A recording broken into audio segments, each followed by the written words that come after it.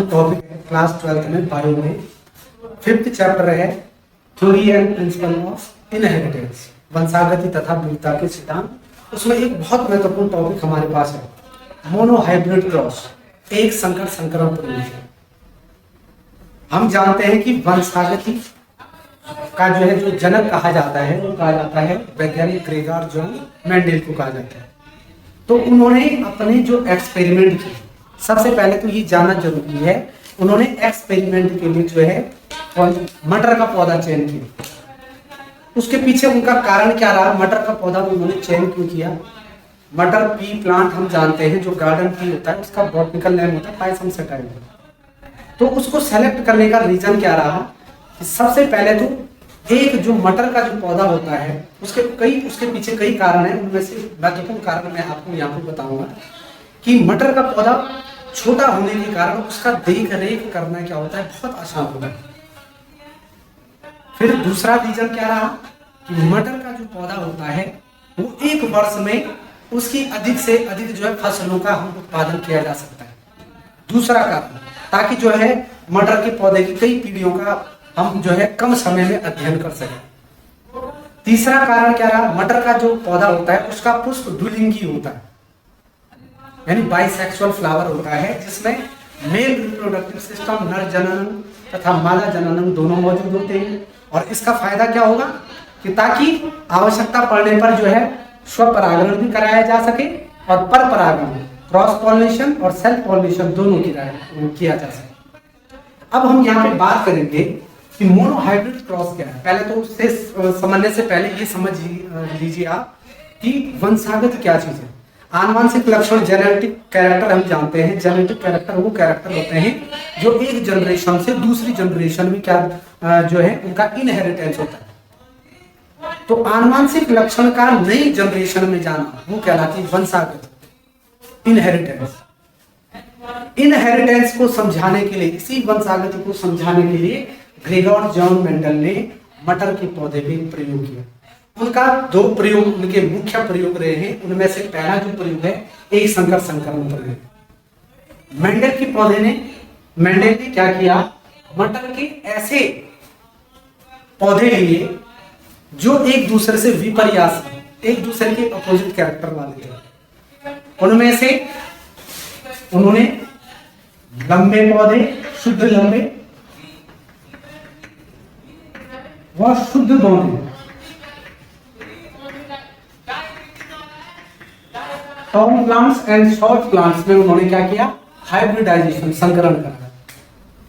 अब उन्होंने क्या किया, पहले तो एक संकर संकरण प्रयोग किसे कहते हैं, जब एक जोड़ी विपर्यासी यानी विपरीत लक्षणों वाले कारक युग्मों के मध्य संकरण कराया जाता है तो उसे कहा जाता है एक संकर संकरण। तो उन्होंने क्या किया कि शुद्ध लंबे, जिसको उन्होंने कैपिटल टी से डिनोट किया, और जो शुद्ध बोने हैं उनको स्मॉल टी से डिनोट किया। इनको पेयरिंग स्टेज में क्यों लिखा जाता है, जोड़ों में क्यों लिखा जाता है, उसका रीजन क्या है। मैंने आपको बताया था कि जो नई जनरेशन में जाने से पहले जो कारक होते हैं वो युग्मित हो जाते हैं, जोड़ियों में जाते हैं नई जनरेशन में। तो जैसे यहाँ पे क्या है, शुद्ध लंबे पौधों का जो जीन है, कारक है, वो उसको युग्मित अवस्था में हमने लिखा। तो अब नई जनरेशन में जाने से पहले हम जानते हैं मेंडल का लॉ हमने पढ़ा हुआ है, आपके संज्ञान में भी होगा, उसमें पृथक्करण के नियम का पालन होता है। यानी नई पीढ़ी में जाने से पहले क्या होते हैं, कारक युग्म एक दूसरे से विच्छेदित, सेग्रीगेट हो जाते हैं, अलग हो जाते हैं। ये हमने सेग्रीगेशन इस तरीके से दिखा।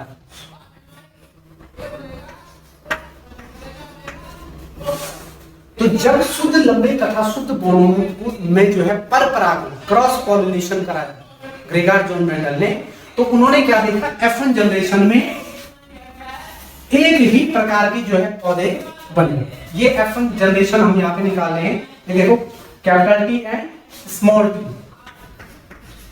Capital T and small T. यहाँ पे जो कैपिटल टी है ये क्या है, ये हाइब्रिड कैरेक्टर है, यानी प्रभावी लक्षण। इसलिए यहाँ पर एक कैपिटल टी होने से ये क्या, इसे टॉल प्लांट पढ़ा जाएगा, लंबे पौधे, ठीक है ना। तो यहाँ पे लेकिन कैसे लंबे, इसमें देखो आप एक कैपिटल टी है एक स्मॉल टी, इसे कहा जाएगा हाइब्रिड टॉल प्लांट। ठीक है, तो F1 जनरेशन में जो ये F1 जनरेशन निकली, F1 पीढ़ी,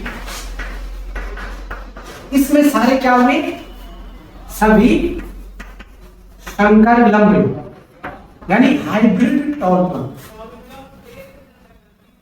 ये प्रथम जनरेशन निकालने के लिए उन्होंने पर परागण कराया, क्रॉस पॉलिनेशन। अब F1 जनरेशन में क्या किया उन्होंने, F1 जनरेशन में जो क्या मिले, सभी टॉल प्लांट मिले, हाइब्रिड टॉल प्लांट। इनमें आपस में क्या कराया, सेल्फ पॉलिनेशन, स्वपरागण विधि द्वारा इन्हें हुआ। तो इनकी F2 पीढ़ी कैसे निकलेगी, F2 पीढ़ी निकालने के लिए इनमें आपस में आपको क्या कराना पड़ेगा, सेल्फ पॉलिनेशन, इनके बीच में हाइब्रिडाइजेशन, संकरण कराना पड़ेगा। तो आप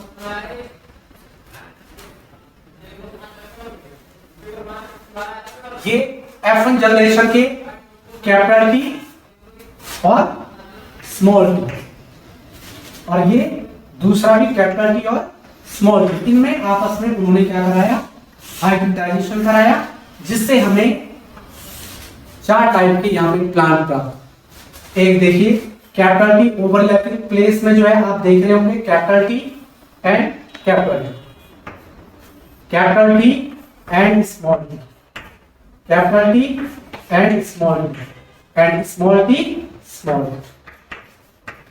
ये देखिए ये F2 जनरेशन यहाँ पे निकल चुकी है, ये आ गई F2 जनरेशन पीढ़ी। हम यहाँ पे क्या देखते हैं, जब F2 जनरेशन में उन्होंने सेल्फ पॉलिनेशन द्वारा जो है F1 जनरेशन के बीच में सेल्फ पॉलिनेशन कराया, तो F2 जनरेशन में कैसे प्राप्त हुई, ये आप देख रहे हैं, कैपिटल टी, जैसे हमने पेरेंट्स जनक में कहा था, कैपिटल टी क्या होगी, शुद्ध लंबे, pure tall plant. Small T क्या होते हैं, pure dwarf plant, short plant. और कैपिटल टी स्मॉल टी वाले होते हैं आपके हाइब्रिड टॉल। तो उन्होंने क्या देखा कि F2 जनरेशन में 1 2 3 ये 3 टॉल प्लांट प्राप्त, और आपका एक पौधा क्या हुआ, आपका शॉर्ट प्लांट रहा। तो इस बेस पे उन्होंने क्या किया, 2 रेशियो बनाए। एक तो है समलक्षणी अनुपात, जिसे कहा जाता है फिनोटाइप या फिनोटाइपिक रेशियो। समलक्षणी अनुपात, फिनोटाइपिक रेशियो कैसे आप निकालते हैं, जिनके कैरेक्टर सेम है। ये देखो ये भी टॉल है, ये भी टॉल है, ये भी टॉल है, यानी 3 टॉल प्लांट का कैरेक्टर है। तो फिनोटाइपिक रेशियो में 3 टॉल प्लांट आ गए रेशियो, और एक प्लांट हो गया जो शॉर्ट प्लांट है, पौना पौधा है। ये फिनोटाइपिक रेशियो निकल गया। दूसरा जो समजीनी अनुपात,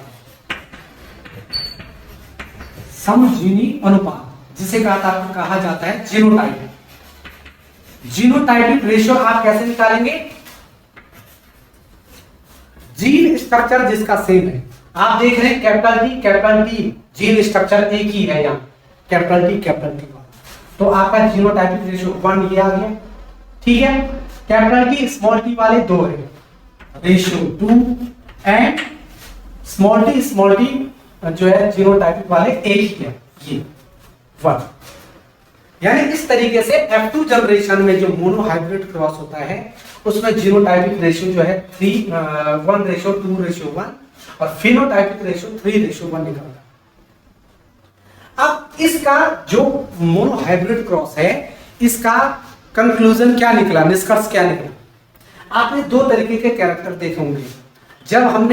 जब मेंडल ने जो है मोनोहाइब्रिड क्रॉस में प्रथम पीढ़ी में उन्होंने देखा, जब टॉल प्लांट और शॉर्ट प्लांट के बीच में हाइब्रिडाइजेशन किया, तो उन्होंने क्या देखा, F1 जनरेशन में केवल कैपिटल टी स्मॉल टी आए, वो सारे लंबे पौधे थे, टॉल प्लांट थे। लेकिन जो स्मॉल टी का कैरेक्टर जो है F1 जनरेशन में नहीं दिखा। तो इस बेस पे वो इस कंक्लूजन पे निकले कि F1 जनरेशन में प्रथम पीढ़ी में जो कैरेक्टर अपने आप को शो करता है, किसने किया था, कैपिटल टी स्मॉल टी यानी टॉल प्लांट, वो कहलाते प्रभावी लक्षण, डोमिनेंट कैरेक्टर। और जो F2, ये देखो स्मॉल टी ये F1 जनरेशन में नहीं आया, ये F2 जनरेशन में दिखा।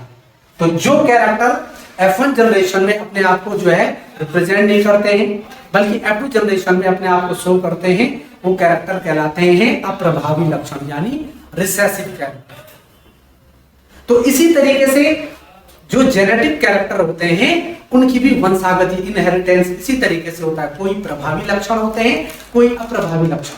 कोई F1 जनरेशन में शो करते हैं, कोई F2 जनरेशन। तो F1 जनरेशन में जो शो करेंगे वो प्रभावी लक्षण यानी डोमिनेंट कैरेक्टर होंगे, और F2 जनरेशन में जो कैरेक्टर शो होंगे वो क्या कहलाएंगे, अप्रभावी लक्षण कहलाएंगे।